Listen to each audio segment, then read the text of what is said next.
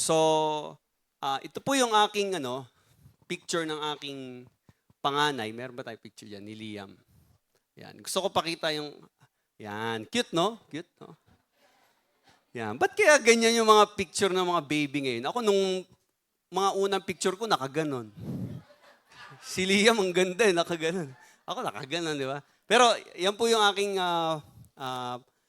firstborn, no, na si Liam. Andiyan ba si Liam? Andun na sa Jumpy's Kids. And ito na siya ngayon. Yan. At ayun na yung aking second baby, si Ali. No? Si Liam po, alam niyo po, dati nung kami lang nung wife ko sa bahay, napakatahimik kami lang. And nung dumating po si Liam sa family namin, simula po nung lalo na lumalaki na siya at nagkakaroon na siya ng isip at magaling na siya magsalita, meron po akong palaging naririnig kay Liam na hindi ko makakalimutan. Halos everyday, nababanggit niya yon. Lagi niya sinasabi, ito na gusto ni Liam eh. Laging gano'n. Sinasabi niya, lagi niya ine-express, gusto ko nito, no? Gusto ko maglaro, gusto ko ng egg, gusto ko ng rice. Pag tinanong mo, saan ka pupunta? Gusto ko umalis. Saan ka pupunta? SM North. Alam niya na kagad. O, SM Fairview. Gusto ko chocolate. Gusto ko ice cream. Tapos pag tinanong mo siya, bakit? Ba't yun ang gusto mo? Kasi gusto ko yun eh. Lagi siyang ganon. No, alam niyo po, ang mga bata po, sila po ay expert sa pag-express kung ano yung gusto nila. So, alam nila, actually, sa mga ganitong age, magti-3 na po yung anak ko, they know exactly what they want. Okay? And hindi po sila nahihiyang sabihin kung ano yung gusto nila. And siguro po, yung mga may anak, taas kamay dito may mga anak din. Diba? Lagi ba nila sinasabi kung ano gusto nila? Diba? Lagi, hindi sila nahihiya. No? Ganyan po yung mga bata. Pero kung tayo po ay magiging honest, actually sa totoo lang po, tayong mga matatanda, wala naman po tayong pinagkaiba sa mga bata eh. Paano ko nasabi? Kasi simula pa lang nung taon, lahat tayo, we already expressed yung version natin na ito yung gusto ko, di ba? Meron tayong mga, di ba, meron pa nga iba eh, grabe yung yung gusto nila. Akin tong taon na to. Hindi man lang tayo tiniran, no? O kanya daw lahat yon. So ito yung gusto niya mangyari. Gusto ko ng promotion, gusto ko ng trabaho ngayong taon na to, gusto ko ng asawa, ng boyfriend, ng girlfriend, gusto ko ng bahay. Tama po ba? Gusto ko ng financial security, o gusto ko ng pahinga, gusto ko ng mas magandang buhay. So the truth is, we spend much of our lives thinking about what we want.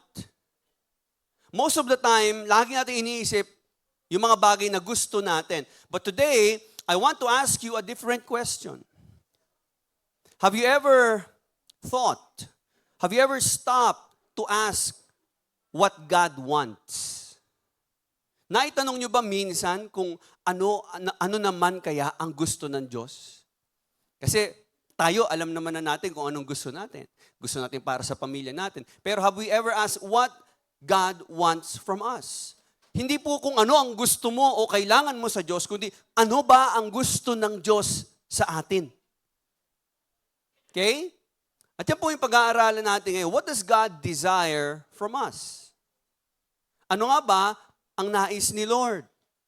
And that's what exactly Hebrews chapter 10 answers. And today we are still continuing sa ating pong series, Anchored in Christ. It is, we are studying the book of Hebrews. And congratulations po, pwede bang palakpakan mo yung katabi mo at sabi mo, congratulations, umabot ka sa chapter 10 ng Hebrews. Okay. Chapter 10 na po tayo. Actually, patapos na tayo sa doctrinal section ng Hebrews kasi chapters 1 to 10 ay patungkol po sa doctrine at mga pag-aaral patungkol kay Kristo. And sa mga, pag natapos natin itong chapter 10, yung chapters 11 to 13 ay, it's about how we are going to hold fast or hold on to our faith in Christ. So, ngayon po ay we will be reading a portion of our text in Hebrews chapter 10. At sabi ko nga po kanina, sinasagot nito yung katanungan, ano nga ba ang dinidesire ng Diyos sa atin? Okay? So let's open our Bibles in Hebrews chapter 10, beginning with verse 1 up to 18. Pero babasahin lang po natin yung verse 8 to 10. So ngayon po, ay samahan niyo ako as we read God's Word. Babasahin ko po ito sa Tagalog. Okay? Do you have your Bibles? May mga Bibles po ba tayo? Amen. Okay. Sabi po sa verse 8, sinabi muna niya, hindi mo ninanais o kinalugdan ang mga alay at handog na hayop, mga handog na susunugin at mga handog dahil sa kasalanan, kahit ito'y inihahandog ayon sa kautusan, sa kanya idinugtong. Ako'y narito upang sundin ang iyong kalooban. Sa ganitong paraan, inalis nga ng Diyos ang unang handog at pinalitan ng handog ni Kristo. At dahil sinunod niya ang kalooban ng Diyos, tayo ay ginawang banal ni Hesu Kristo sa pamamagitan ng minsanang paghahandog ng kanyang sarili at iyon ay sapat na. Sabi mo nga sa katabi mo, sapat na. Amen. So we've entitled our message today, God's True Desire. Everybody say, God's True Desire. Ngayon po, sa pag-aaral po natin dito sa Hebrews chapter 10, beginning with verse 1 to 18, dalawang bagay po yung makikita natin dito. We will be studying what God does not want and what God wants. Ano ba yung ayaw ng Diyos at ano ba yung gusto ng Diyos? Okay, yun po yung nakapaloob dito sa passage na ito. So simulan natin, what God does not want? Okay, ano ba yung bagay na ayaw ng Diyos? Baka po magulat kayo dahil sabi po sa Hebrews chapter 10 verse 5, sabi niya po, sacrifices and offerings you have not desired. At sabi pa sa verse 6, in burnt offerings and sin offerings, you have taken no pleasure. Hindi raw po nalugod ang Diyos sa mga handog. Kahit pa doon sa mga handog ng mga hayop, na ginagawa noon ng mga Israelites. Yung mga paghahandog nila, yung sin offering nila. Okay? Hindi daw po yun ang desire ng Panginoon. Okay? So, kung titingnan natin, medyo nakakagulat. Kasi, hindi ba ang Diyos naman ang nag-utos doon na maghandog sila? Bakit sinasabi ngayon ng Bible na ayaw ng Diyos yung mga ganong klaseng handog? Siya naman ang nagsulat noon at nagbigay ng kautusan na yun kay Moses during the Old Testament. Di ba siya naman ang nagpatupad ng sacrificial system nung panahon ni Moses? So bakit pagdating dito sa Hebrews, sinasabi ngayon ng Word of God na hindi daw ito ang desire ng Diyos? So the point is, yung context po nito, ang sinasabi po ng author, hindi dinidesire ng Diyos yung sacrifices para maging way o isipin ng tao na ako tatanggapin ako ng Diyos kasi mas grabe ako magsakripisyo. Ayaw ng Diyos na isipin natin na itong mga paghahandog o yung mga effort natin ay pwede nating ipambayad sa kaligtasan natin. So ayaw niya na isipin natin na, pag naghandog ako ng hayop, patatawarin ako ng Diyos. Pagka sinunod ko itong mga activities na ito, itong mga rituals, mas tatanggapin ako ni Lord. At kapag mas dinamihan ko yung ginagawa ko sa simbahan, maliligtas ako. Hindi po yun ang intention ng Diyos sa pagbibigay ng kautusan. In Hebrews chapter 10 verse 1, basahin po natin, sabi dito, Hebrews chapter 10, verse 1, the old system, sa NLT, the old system under the law of Moses was only a shadow. Everybody say, a shadow. Isa daw pong anino, a dim preview of the good things to come, not the good things themselves. The sacrifices under that system were repeated again and again, year after year, but they were never able to provide perfect cleansing for those who came to worship. So makikita po natin, Sabi daw po ng author ng Hebrews, yung Old Testament sacrifice, yung ginagawa po nilang paghahandog noon ay mga shadows. Anino lamang po. Ibig sabihin, hindi po talaga yun yung eksaktong binibigyan ng emphasis ng Diyos. Kumbaga, halimbawa yung kasama nyo, alam nyo na siya yun kasi nakita nyo yung anino niya. Pero nung lumapit kayo, sino yung kinausap nyo? Yung anino ba o yung kaibigan nyo? Eh, siyempre yung mismong tao. Di ba? O halimbawa, nakita mo yung anino ng tatay mo. Ay, nandiyan si Papa. Kasi papasok na siya ng bahay. Ano ba ginawa mo? Ang binati mo ba yung anino niya o siya? Di ba, ang dapat babatiin yung mismong tao, hindi naman yung anino. Kasi anino lang niya yun eh. So the point is, yung Old Testament po, yung lahat ng mga ritual doon, yung mga ginagawa nilang mga religious activities, those are just shadows of things to come. They are just illustrations. Kaya po sabi ng verse 1, it can never, by the same sacrifices that are continually offered every year, make perfect those who draw near. Kaya nga, yun yung problema eh. Taon-taon, naghahandog sila. Kaya may tinatawag silang Day of Atonement. Di ba? Naalala niyo po sa mga nakaraang linggo na pag-aralan natin yan, di ba? Sabihin po natin, atonement. So, merong araw ng paghahandog para sa kasalanan ng mga tao. At actually, every day, meron pa silang paghahandog. Tapos, merong every year na ginagawang paghahandog. Pero, bakit paulit-ulit? Yun ang tanong. Bakit paulit-ulit yung handog? Kasi ang punto nun, ibig sabihin po, hindi talaga na-resolve yung problema ng tao sa kasalanan. Yung mga handog na yon, hindi niya talaga totally naalis yung kasalanan ng tao. So, sabi sa verse 3, basahin natin yung verse 3.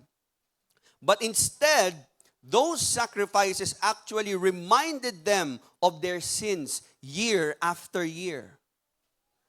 Sa Tagalog, sabi po dito, ngunit ang mga alay na ito ay nagpapagunita sa mga tao ng kanilang mga kasalanan taon-taon. Ibig sabihin, yung kanilang paghahandog na ginagawa, hindi talaga nun inaalis yung kanilang kasalanan. Actually, pinapaalala sa kanila na makasalanan sila. At sinasabi sa kanila, tingnan nyo, paulit-ulit kayo naghahandog. Ibig sabihin, makasalanan kayo. Yun ang punto ng kautusan ni Moses. Kung bakit paulit-ulit silang pinaghahandog at taon-taon silang pinaghahandog ng Diyos, dahil gusto ng Diyos, ma-realize nila yung tindi po ng kasalanan sa buhay nila. Na hindi po ito naaalis dahil may ginawa silang paghahandog. So notice carefully, it is the sacrifices na ginagawa po nila sa Old Testament is not actually a removal of sin, but it's actually a reminder of their sins. Sabi po ng verse 4. For it is not possible for the blood of bulls and goats to take away sins. Hindi po pwede. Hindi kayo nalilinis dyan. Actually, kaya kayo pinaghahandog ng Diyos, pinapaalala lang sa inyo ng Diyos na makasalanan kayo. At kung bakit ito paulit-ulit, dahil paulit-ulit din kayo nagkakasala. Ganong kalala ang sitwasyon ng mga Israelites during that time. At yun din po ang sitwasyon ng lahat ng tao. We are all sinful. So ang dugo ng hayop, it can never wash away the guilt, no, yung kasalanan. Kumbaga parang sino po dito naglalaro ng Monopoly? Familiar ba kayo sa laro ng Monopoly? Taas kamay. Yan, Monopoly, matagal nang laro yan. So parang, bumibili kayo ng mga property doon, di ba? So isipin mo na lang, pumunta ka sa real estate, bibili ka ng house and lot, ang ginamit mo pera, yung pera ng Monopoly. Di ba? Pagtatawanan kayo doon. Tama ba? O sabihin sa'yo nung ahente ng bahay, ano ito? Bayad bibili akong bahay. Tatawanan kayo. Kasi hindi naman talaga totoong currency na pera yun eh. Alam niyo po, ito nga naalala ko nga, no? Isa sa matinding scam nung bata ako, alam niyo na scam pala ako nung bata ako. At nung matanda na ako, tsaka ko lang na-realize. Ewan ko kung ako lang, pero sino po dito, pinambili niya ng play money, yung tunay niyang pera. Na-scam ho kayo. Kung ako sa inyo, balikan niyo yung mga tindera na yon. Di ba?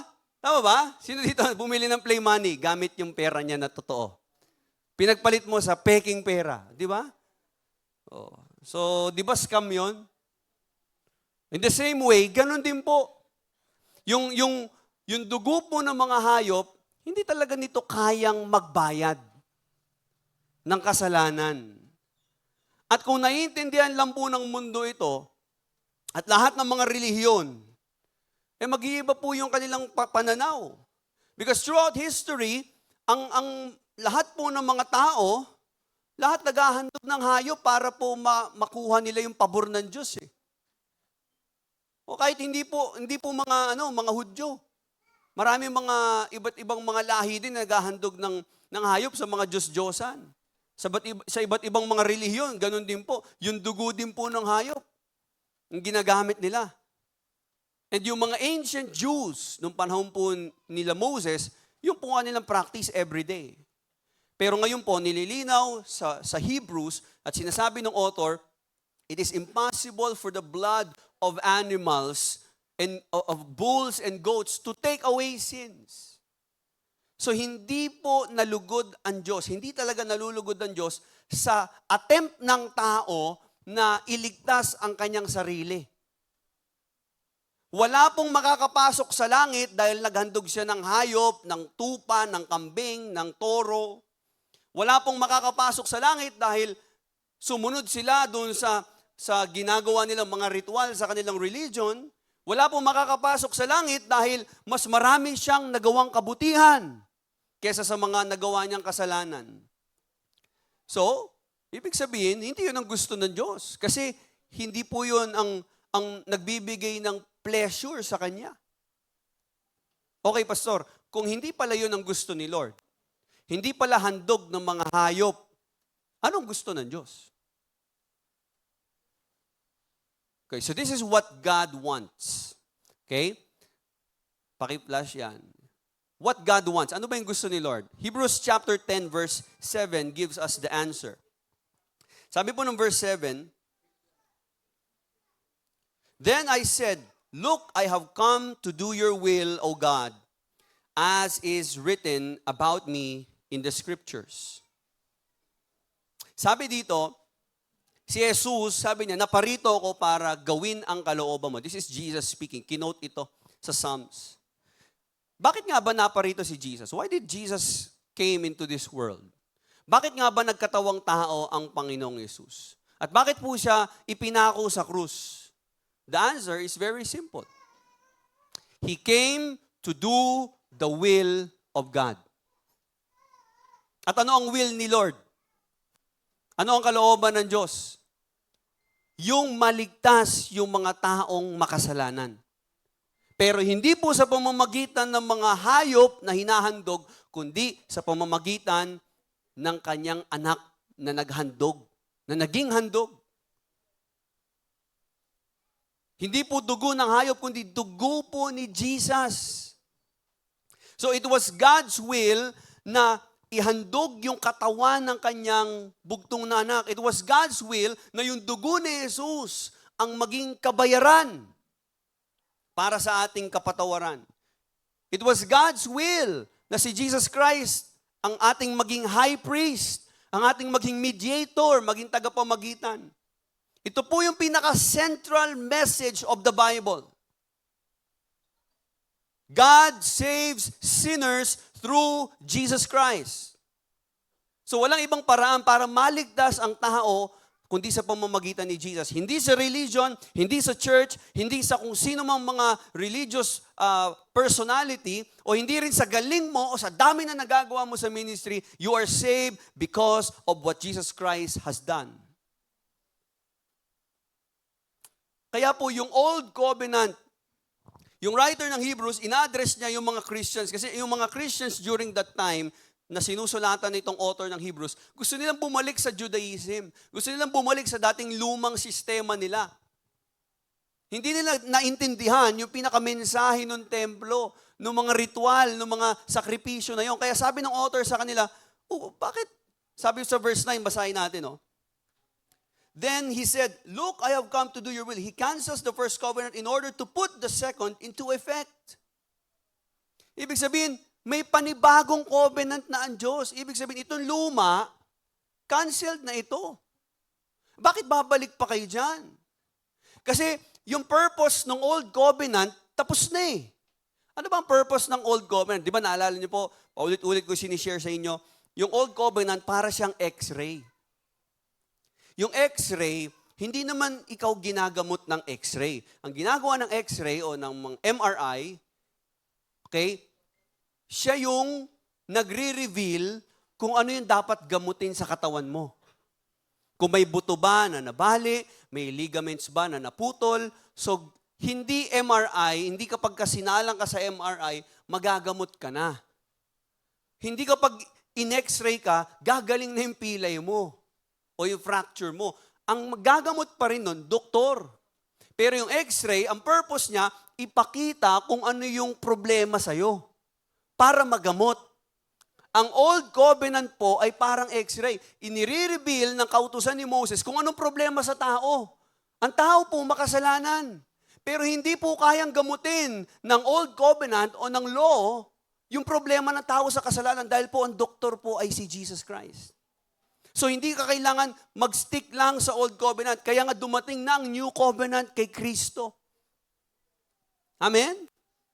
So, ito yung problema nila. No? Kasi yung old covenant, ang pinakasinasabi niya sa tao, kapag sinunod mo ko perfectly, kapag nasunod mo lahat ng utos ko, tatanggapin ko kayo. You will be my people. And what's the problem? The big problem is wala pong tao ang may kakayanang sumunod perfectly sa Diyos. Kaya po ang Israel, paulit-ulit po silang sumablay. Ang tao sablay talaga eh. Sabi ng Diyos, huwag kayo sasamba sa Diyos-Diyosan. Ano ginawa? Ano ginawa? The moment, kita nyo ha, si Lord, kita nyo ha, ewan ko, siguro, siyempre kasi yung mga Israelites, ikaw ba naman, hinahati ng Diyos yung dagat di ba? Nakita mo ngayon. Grabe yung kapangyarihan ng Diyos. Nakita mo yung kung paano ka niligtas ng Diyos sa Egypt Kung ikaw, Israelites, di ba? Tapos, ngayon, siyempre, hype ka excited ka. Grabe, yung Diyos natin, makapangyarihan, no? Kaya sabi ni Lord, kapag sumunod kayo sa akin, pagpapalain ko kayo, hindi kayo mapapahamak. Yes, Lord, susunod kami. Grabe ka, tindi mo Siyempre, excited pa sila. Okay, sige, ganito. Huwag kayong sasamba sa Diyos-Diyosan. Huwag kayong gagawa ng kahit na anong mga imahe at sasambahin niyo yun. Yes po! Pagkasulat ng Diyos ng utos, pagbaba niya, may Diyos-Diyosan na kagad Pagbaba ni Moses, nakita niya, buo na kagad yung Golden Calf Amen? Sabi ng Diyos, dapat maging tapat kayo, maging faithful kayo. Magtiwala kayo sa akin. Ano ginawa ng Israelites? Hindi nagtiwala sa Diyos. Hindi sumunod sa Diyos. Ang tao, kaya naman sumusuway sa Diyos kasi hindi nagtitiwala sa Diyos The problem of disobedience is unbelief. You don't trust God's design. You don't trust the plan of God. You don't trust God's purposes. May sarili kang diskarte, may sarili kang gustong gawin. Hindi ka nagtitiwala sa Diyos. Mas may tiwala ka pa sa sarili mo, sa tao Kaya paulit-ulit nag-fail ang mga tao. Paulit-ulit nag-fail ang Israel. Nasa old covenant sila. So ano nangyari? Paulit-ulit din yung kanilang sacrifices. But their sacrifices were never meant to save them. Ine-expose lang po nung kanilang mga sacrifice yung kanilang guilt. Na wala nagbago, makasalanan ka pa rin. Kaya nga ngayon naghahandog ka pa rin The law was actually a ministry of condemnation. It is to condemn them. Na kayo, wala na kayong pag-asa. Makasalanan kayo. Hindi po dahil masama ang law, hindi po dahil masama ang batas o ang kautusan. Kaya po, it is a ministry of condemnation kasi ang problema po naman talaga hindi yung law yung tao Nire-reveal ng law na matindi na po ang kamandag ng kasalanan sa buhay ng mga tao. So, anong purpose ng Old Covenant? The Old Covenant was meant to humble sinners. Ang pinaka-purpose nito ay sila ay ma-realize nila na makasalanan sila. Na sila ay marumi. Na hindi sila matuwid. Na kahit anong pagpapakabuti ng tao, hindi ka matuwid, hindi ka malinis, marumi ka. Kaya nga kapag naintindihan mo kung gaano ka karumi, lalo mong maiisip na kailangan mo si Jesus. Kasi yung mga taong hindi lumalapit kay Jesus, yun yung mga taong akala nila malinis sila. Kaya po nandito po yung law. Lagi natin sinasabi, di ba? Yung good news lang siya kapag naintindihan mo kung ano yung bad news. So hindi mo maintindihan na good news yung good news kung hindi mo alam yung bad news. Ano ba ibig sabihin nun? You will never treasure the cross. You will never treasure your Savior until na ma-realize mo na kapag wala ka kay Jesus, wala kang pag-asa. You are helpless. Kahit ano pang marating mo sa buhay, kapag wala si Jesus sa'yo, wala kang pag-asa, wala kang hope. You have no future. Lahat ng tao, lahat tayo ng mga makasalanan, our future is in hell. And our only hope is Jesus Christ. Dahil lahat po tayong marumi, lahat po tayong makasalanan.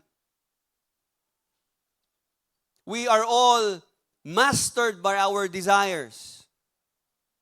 Alam niyo po, akala kasi ng maraming tao, ang ibig sabihin ng kalayaan ay yung pwede mong gawin lahat ng gusto mo. Pero, totoo bang malaya yung mga taong alipin ng sarili nilang mga desires? Hindi ka naman totoong malaya kasi alipin ka ng sarili mong mga pagnanasa na hindi mo nga mapagtagumpayan eh. Yung mga tukso, di ba alipin ka niyan? So kung iniisip mo na ang totoong kalayaan ay ikaw ay nakakagawa ng kahit anong gusto mong gawin, alipin ka pa rin. Ang totoo pong kalayaan ay yung ikaw ay nabubuhay ayon sa design ng Diyos. Ang totoo pong taong malaya ay yung siya ay pinaghaharian ng Panginoong Hesus.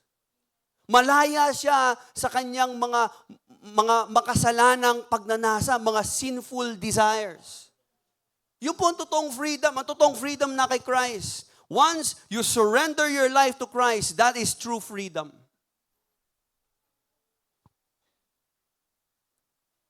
At yun po ang gusto ng Panginoon para sa atin. God wants to liberate us. Gusto ng Diyos makalaya tayo sa kasalanan. Okay? So ang law, ang old covenant, ipinapakita nito kung gaano tayo ka-helpless. Gaano tayo ka-hopeless. But the new covenant, through Jesus Christ, shows us how God's grace is always available for us. Kaya grabe po itong new covenant. Kakaiba. Kasi yung old covenant, ganito po yon. Sa madaling salita, yung kaligtasan ng tao, nakadepende siya sa pagsunod ng tao. Pag di ka sumunod, sumpa ka. Pag sumunod ka, at perpekto yung pagsunod mo, at ikaw ay naging matuwid at hindi ka nabahira ng kasalanan, okay, may blessing ka. Magiging maayos ang buhay mo. The new covenant does not depend on our obedience, but on the obedience of Christ. So ito yung maganda. Sa new covenant, kay Jesus Christ nakadepende lahat. Ikaw, anong gagawin mo? Magtitiwala ka na lang.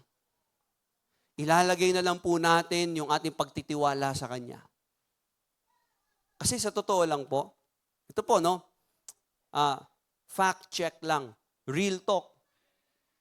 Kung pagbabasihan po yung ating record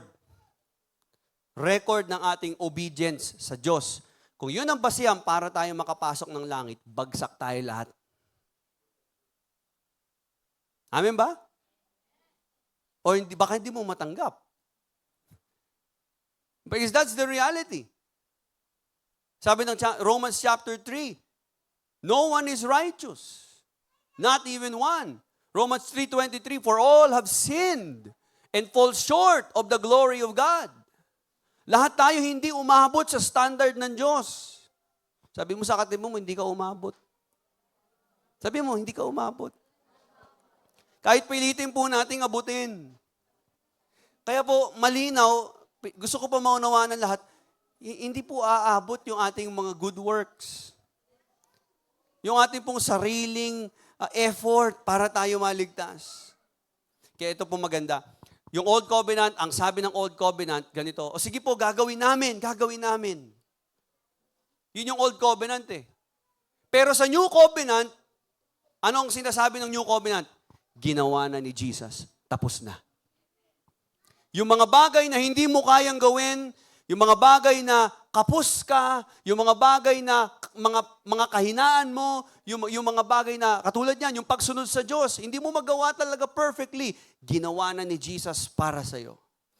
Bayad na, tapos na, it is finished. Jesus paid it all.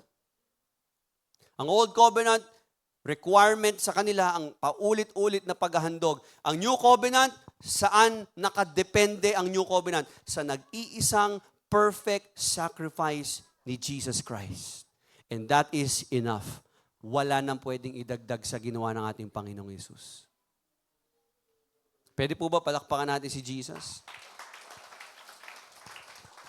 Di ba nga, last time, I told you, yung mga priest, in the Old Testament, walang upuan sa loob ng tabernacle. Hindi sila umuupo doon.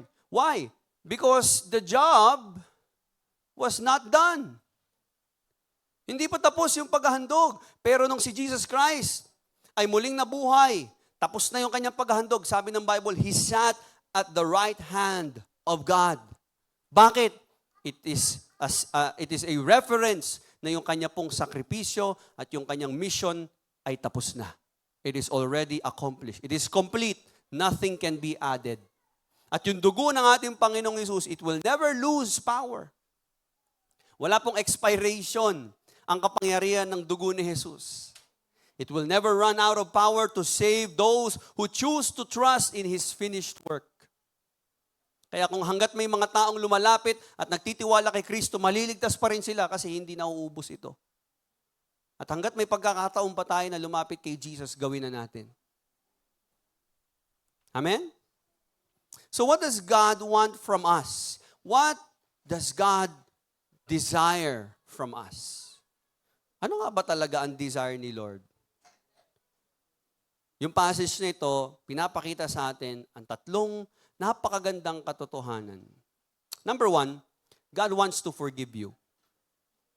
Sabi mo nga sa katabi mo, God wants to forgive you. Ito po yung grace ng Panginoon. Madalas iniisip natin si Lord parang ayaw magpatawad. Pero nire-reveal po ng Bible, ang Diyos, He wants mercy. Gusto ng Diyos, kahabagan yung mga tao na sinira ng kasalanan.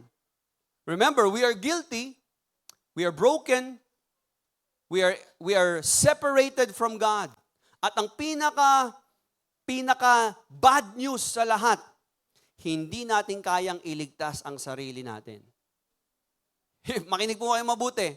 Marami pong mga tao, sinusubukan nila i-save yung kanilang sarili. Meron silang mga self-salvation project. Alam niyo ba yung mga self-salvation project? Magdo-donate sila sa charity, mamimigay sila ng pera, magsisimba sila, susubukan nilang magpakabait. Pero sabi po ni Isaiah, all our righteousness are filthy rags. Lahat po ng ating pagpapakabuti ay maruming basahan po sa Diyos. Even your best efforts are stained by our sin. Kahit dugo pa nga ng hayop, hindi kayang magligtas eh. Alam niyo po ba yung kanta na ano ba yun? Ano pa ba ang maihahandog ko? Anong title nun? Sa akin? Okay. Sa'yo ba title nun? Sa'yo. Sabi niya, ano pa ba ang maihahandog ko? Liban sa buhay kong nanggaling sa'yo. Ayun pala yun. Kung ano mang, ano yun? Rona, pakiano nga, Rona. Kung ano man sa sandaling, ito'y tangan. at mga bagay na itinuring kong yaman. Ito'y hindi pa rin sapat. Okay? Sa alay na nararapat. Sa dulo sabi doon, ito'y hindi pa rin sapat kahit ialay ang lahat sa'yo. Ibig sabihin po, hindi sapat. Kahit lakihan mo pa yung offering mo, kahit i-perfect mo pa yung attendance mo buong taon sa pagsisimba, kahit sabihin natin, damihan mo pa yung pledges mo o ma-involve ka pa sa ministry or gawin mo lahat ng pagpapakabuti, tumulong ka sa mga nangangailangan, yung mga nagugutom, yung mga pulubi, pakainin mo. Lahat yung gawin mo, sige, pero sabi po ng Bible, hindi pa rin yun sapat. Para tayo po pagbayaran natin yung kasalanan natin. Good works cannot save. Religion cannot save people. That's why God sent His Son. Kaya po pinadala ang Panginoong Hesus. In short, Jesus lived the life we could never live and He died the death we deserve. Yung buhay na perpekto, na masunurin, obedient, banal, hindi naman natin kaya yon. Pero si Jesus, ginawa niya. He lived a righteous, sinless, perfect life here on earth. At yung kamatayan na dapat tayo, sana tayo dapat yung ipako sa krus. Tayo dapat yung parusahan ng kamatayan. Inako din po ng Panginoong Hesus. Amen? Sino po dito ang nanood noon ng Batang Quiapo? Paborito kasi namin yan eh. No? Si Tanggol. Si Tanggol, di ba? Lahat ng mga action star naman na kilala nyo, meron silang tinatawag na stunt double, di ba? Pagka tumatalon sa second floor, umaakyat. Meron nga doon, parang may eksena doon si Coco Martin, parang inakyat yung nasusunog na building. Pero hindi talaga siya yun. Di ba? Sino yun? Akyat bahay yun. Stuntman na tawag doon. No? Trabaho talaga ng mga stuntman yun, na sila yung magiging double. Kaya pansin nyo, pagka may mga medyo delikado na mga eksena, yung mga artista, nag-hire sila ng stunt double, tapos kapareho ng damit, tapos siya yung gumagawa ng mga delikadong stunts, tumatalon din. Kunyari, yung artista yon, yung bida yon. Tama ba? Nakuha nyo? So alam nyo ba, tayo, parang ganun tayo eh. No? Parang, kumbaga yung stunt double, siya yung nagsi-step in kapag ka yung bida, hindi niya talaga kayang gawin yon na tumalon, di ba? O siguro, akyatin yung bahay o yung pader. Parang si Jesus Christ, ganun din eh. He came in human flesh to do what we could never do. He obeyed perfectly. He sacrificed Himself completely. At ito maganda, no? Si Jesus trumabaho at lahat ng benefit, tinanggap natin. Lahat nung benefit at reward nung ginawa ni Jesus Christ, hindi mo naman ginawa eh. Pero, tinanggap mo. Hindi po ba napakabait ng Diyos? Hindi ba sobrang tindi na ng pagmamahal ng Diyos, ng pasensya ng Diyos, para tayo, pagbigyan pa tayo ng ganon? Hindi naman tayo deserving. But that is how the grace of God works. Ang sinasabi ng religion, galingan mo pa, no? Sige pa, mag-effort ka pa, pero ang sinasabi ng Diyos, magpahinga ka na, tapos na. Magtiwala ka sa akin. And that is grace. God wants to forgive you. At yun po, ipinatunayan niya na po sa pamamagitan ng kanyang anak na si Jesus. Number 2, God wants to give you a new heart. Gusto ka ng Diyos bigyan ng panibagong puso. Everybody say, new heart. Ang salvation po ay hindi lang po basta patungkol sa pagpapatawad ng Diyos. Dahil tayo, may penalty tayo ng kasalanan natin. Actually, ito po ay pagiging malaya sa kapangyarihan ng kasalanan.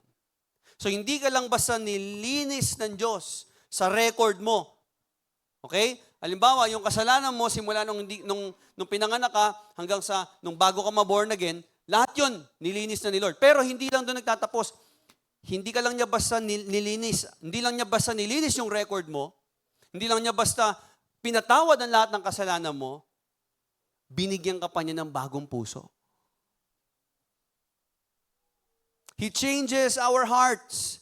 Kaya nga sabi niya sa Jeremiah, I will put my laws in their hearts and write them on their minds. Sabi pa ni Ezekiel, I will give you a new heart and a new spirit I will put within you.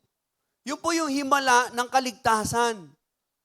Na ang Diyos, inilalagay niya po yung kanyang kautusan sa ating pong puso. Ibig sabihin, bago na yung puso na meron ka. Napansin nyo ba, nang bago pa kayo maborn again, wala naman kayong desire na sumunod sa Diyos. Pero ngayon, nung nakilala nyo si Kristo, di ba bago na yung puso mo? You have a desire to serve God. Taas kamay lahat ng gustong sumunod sa kalooban ng Diyos. Amen? Dati ano ba ang buhay natin? At yung palang himala na yun eh. Amen? Himala po yun.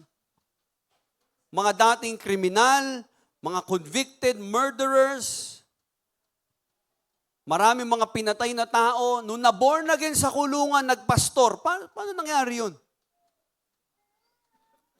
Mga dating alipin ng kanilang sexual desires, mga dating mga alipin ng kanilang pita ng laman, nabago ang puso. Ngayon, pinagsisihan nyo, naglingkod sa Panginoon. Mga dating transgender women na talagang pinaglalaban yung kanilang rights, mga dating nasa part ng LGBT community, mga dating sobrang proud. Ngayon, nagpastor, ang dami po mga yun sa social media, mapapanood nyo po, ang daming mga puso ang binago ng Diyos. Yung pa lang po, himala yun. Yung magbago ang puso ng tao, himala yun. Hindi mo kayang baguhin ang puso niyang katabi mo. Pwede mo utuin yan. Pero hindi mo kayang baguhin ang puso niya. Pwede mo mapilit yan, magsimba ka na. Pilitin mo siya, Sarah, church na tayo.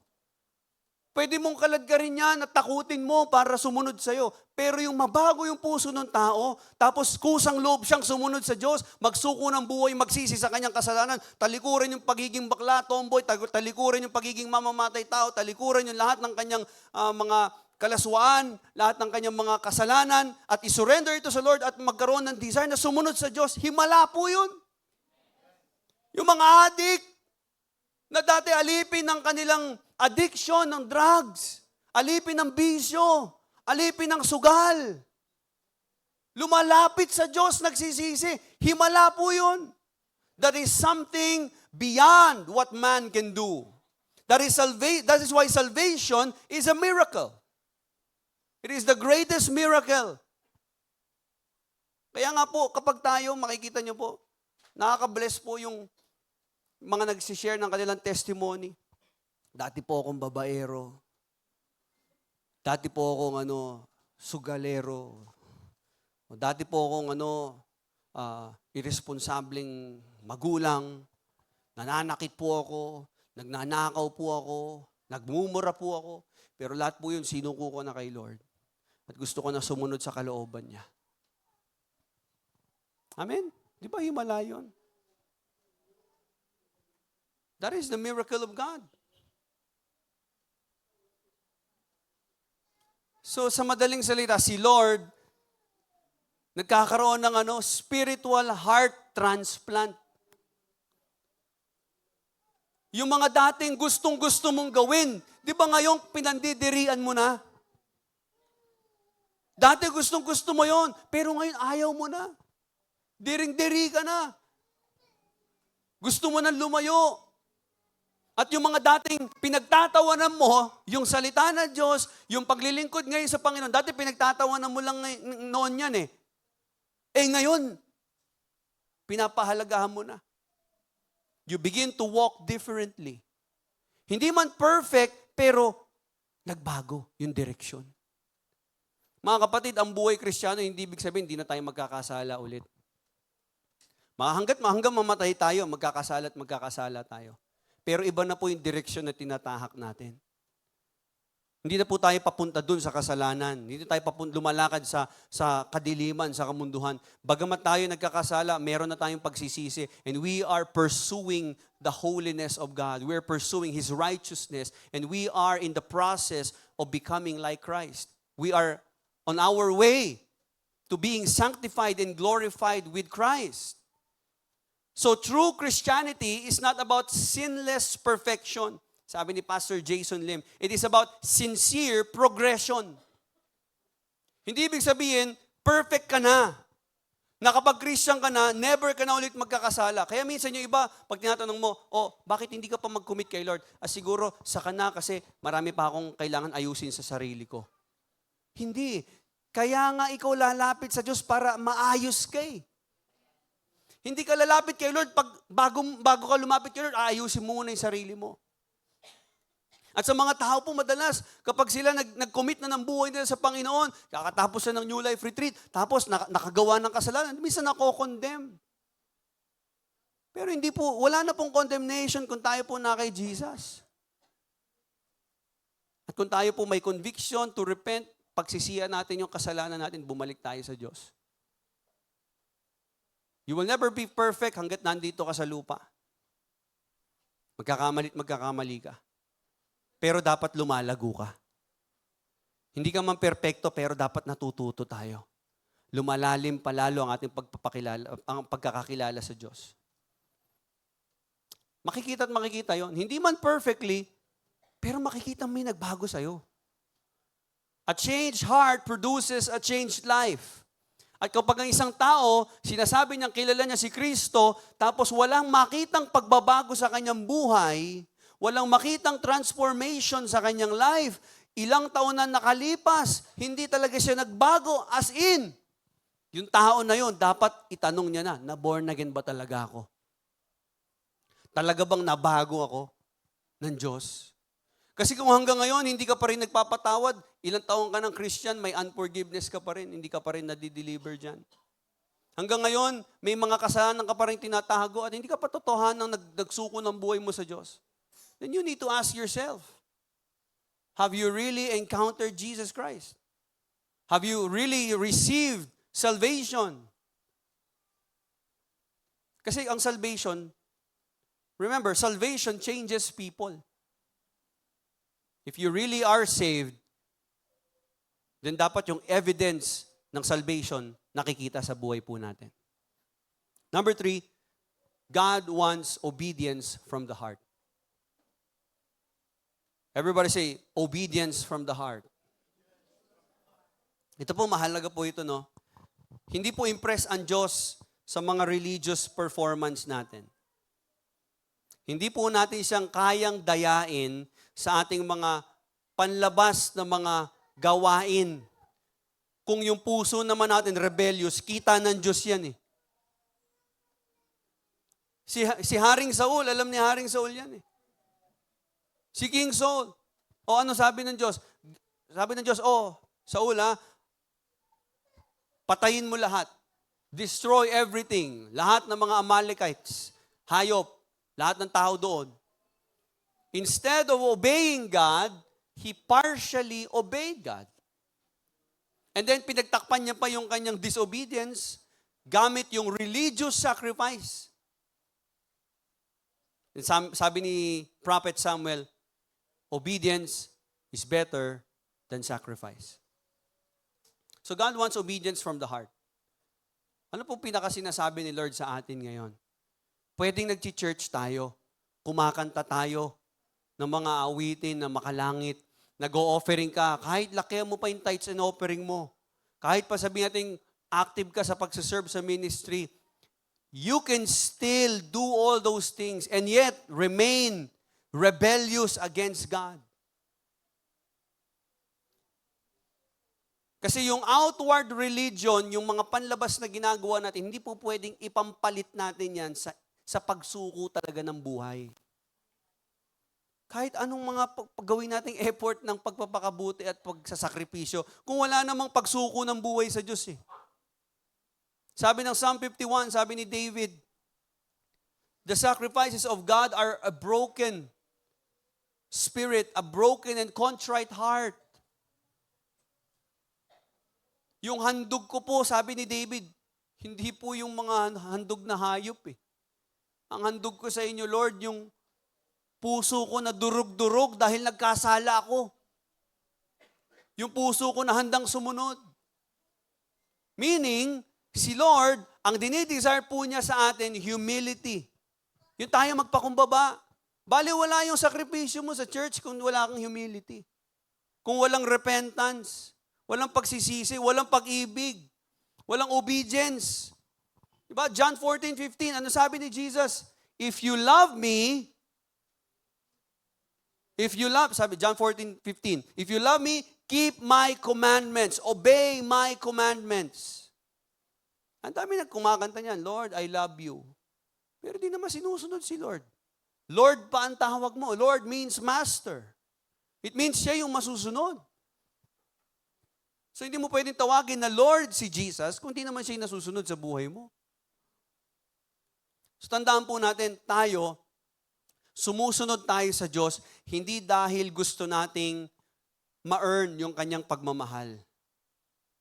Sumusunod tayo dahil binago na tayo ng pagmamahal ng Diyos. Kaya ka sumusunod. So, to sum it all up, God is simply telling us what He really wants from us. At hindi po yun tungkol sa mga ginagawa mo sa church.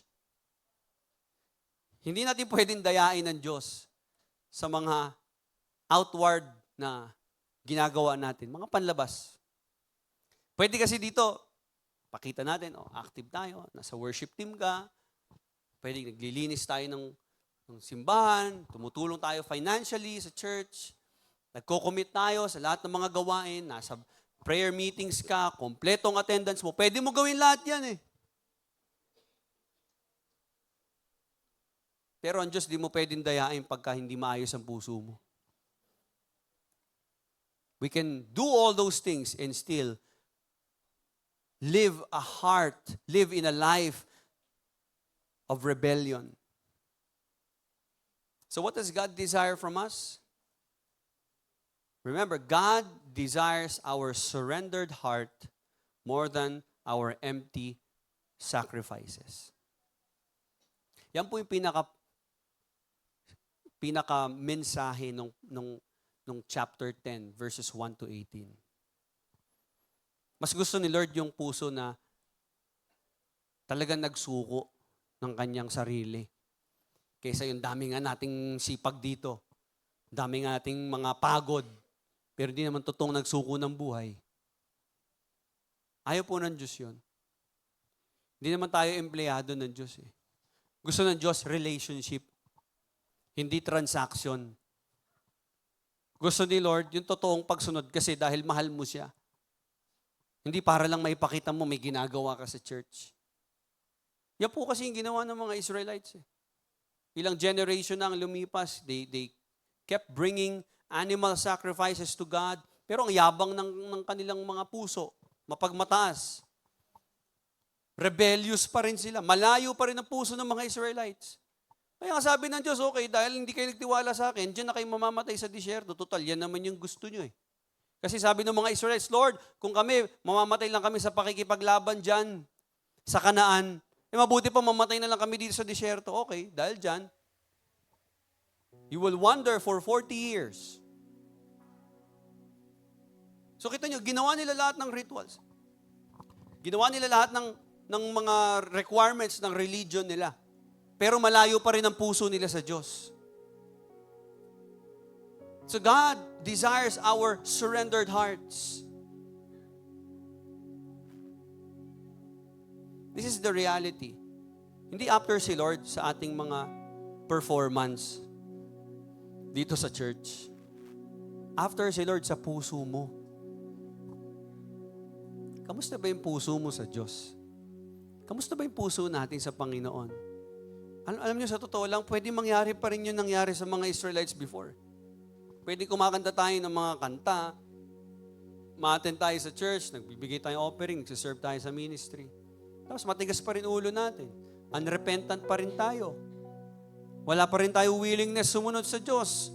Lalo na yung mga area ng buhay natin, parang may mga tinatago pa tayo, may mga wini-withhold pa tayo kay Lord. Ayaw natin tuluyang ihandog yung sarili natin sa Diyos. Mga kapatid, living the Christian life is not about what we want for ourselves. Malinaw na tinuturo po ng salita ng Diyos today that we need to die of our own desires. Ang dapat maging desire mo ay yung kalooban ng Diyos. Yung will ni Lord. Yan ang totoong nais ng Diyos. Pusong mapagpakumbaba. Pusong handang sumunod. Pusong nagsuko talaga ng kanyang sarili. So again, what does God want? He wants to forgive you. He wants to give you a new heart. And He wants obedience that flows from a transformed heart.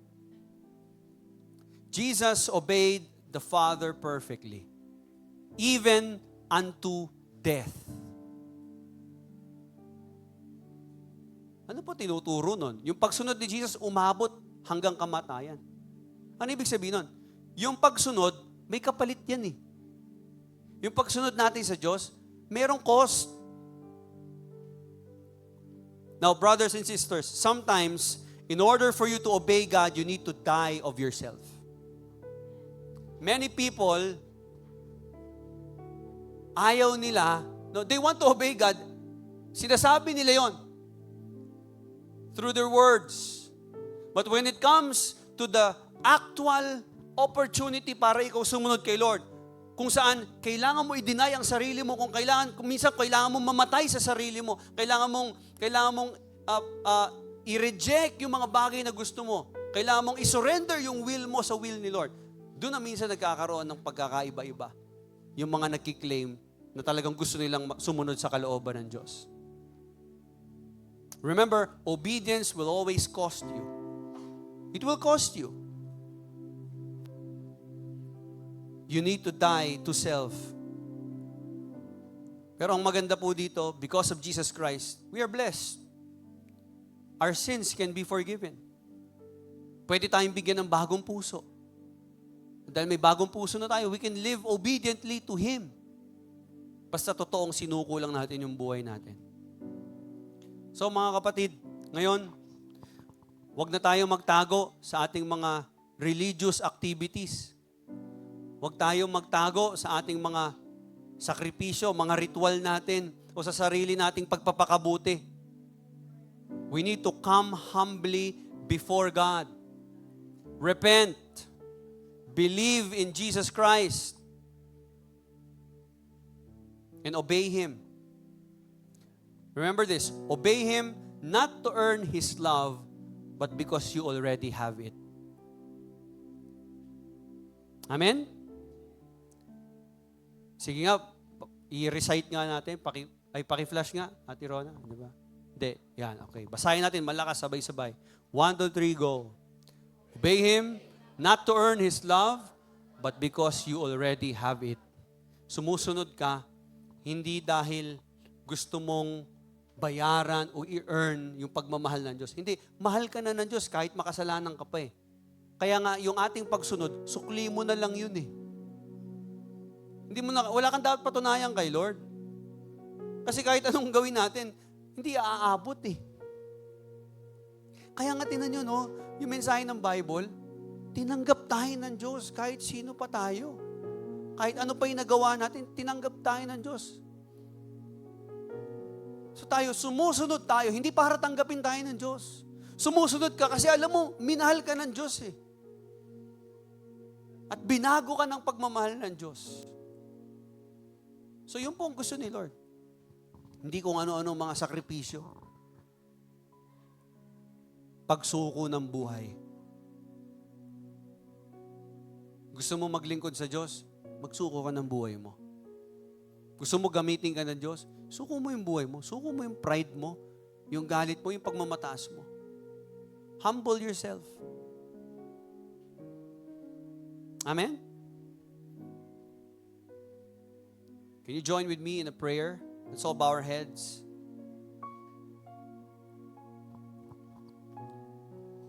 Heavenly Father, we thank you, Lord, na kayo po ay Diyos na nahahabag sa iyong mga anak.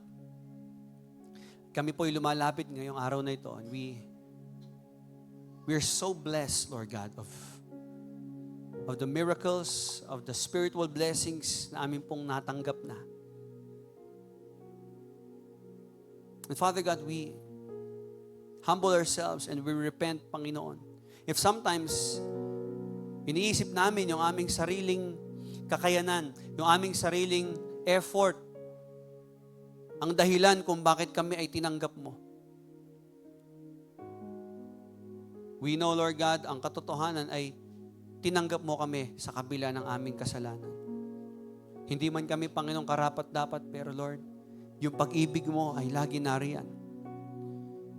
And you desire not sacrifices, hindi po mga empty sacrifices, hindi po mga outward activities o mga outward rituals, yung aming outward religion. That is not what you desire. Hindi yun ang nais mo o ano man maihahandog namin, Lord, hindi yun eh. Ang nais mo, Panginoon, ay yung ihandog namin at isuko namin ang aming mga buhay sa iyo.